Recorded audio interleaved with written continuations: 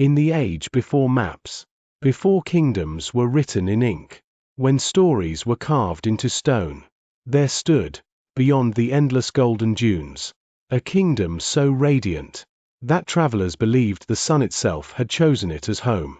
This was Zephyr, the kingdom of eternal light.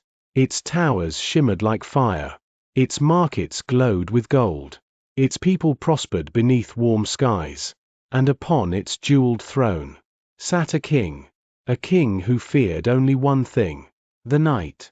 King Aurelian was not always feared. Once, he was only a boy, a prince with curious eyes, who ran barefoot through palace gardens, and laughed beneath the desert sun. But joy can be fragile. One evening, as the red sun sank behind the western dunes, Aurelian stood beside his father, the mighty King Auranth, a ruler of wisdom, a warrior of peace. And as darkness approached, the old king fell. His final breath escaped. At sunset, young Aurelian watched, as torchlight replaced daylight, as shadows touched the palace walls, as grief arrived with night. And from that day forward, he believed darkness had stolen his father.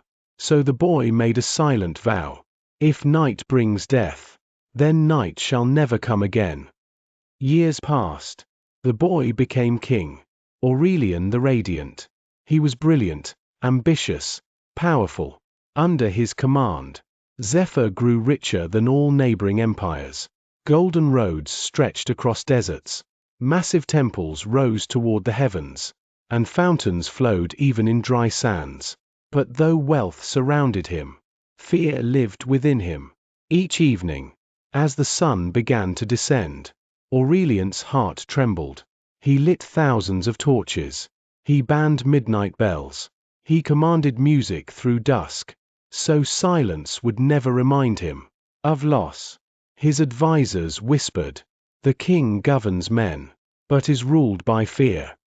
Still, none dared challenge him, until one day, a scholar from distant lands arrived, an inventor named Selka.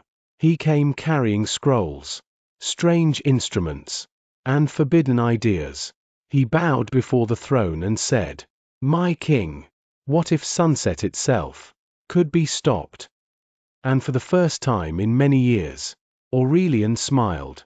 Across the kingdom, orders were given, gold was melted, stone was carved, thousands labored beneath scorching skies, and in the heart of Zephyr, there rose a tower so tall, its peak seemed to pierce the heavens, the Tower of Eternal Day.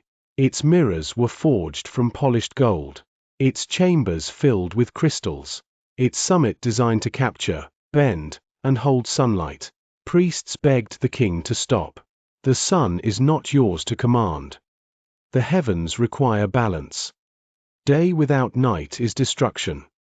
But Aurelian, consumed by old fear, silenced them. And when the tower was complete, a great ritual began. At sunset, as all Zephyr watched, the mirrors turned, the crystals burned, the sky trembled, and then, the sun stopped, frozen above the horizon, neither rising nor setting. For one glorious moment, the kingdom rejoiced. No darkness, no night, no fear. Aurelian had done the impossible. He had stolen the sun. But nature always collects its debt. Days passed, yet no night came. Children could not sleep. Farmers watched crops wither beneath relentless heat. Rivers shrank. Birds fell silent. Mothers wept over restless infants, their eyes hollow from exhaustion. The elderly grew confused, unable to dream. And soon, madness spread. Without darkness, the body forgot peace. Without rest, the mind forgot reason. Even the king's palace, once bright with glory, became a prison of endless waking. Aurelian himself changed. Dark circles formed beneath his eyes. He grew angry, suspicious, desperate. He ordered more mirrors, more power, more control. But the brighter Zephyr became, the closer it moved toward ruin. For there is a reason. Even the sun must leave. One scorching afternoon, a blind old man entered the city gates. He wore no gold, no jewels, only simple robes, and carried a wooden staff. His name was Siran, a storyteller.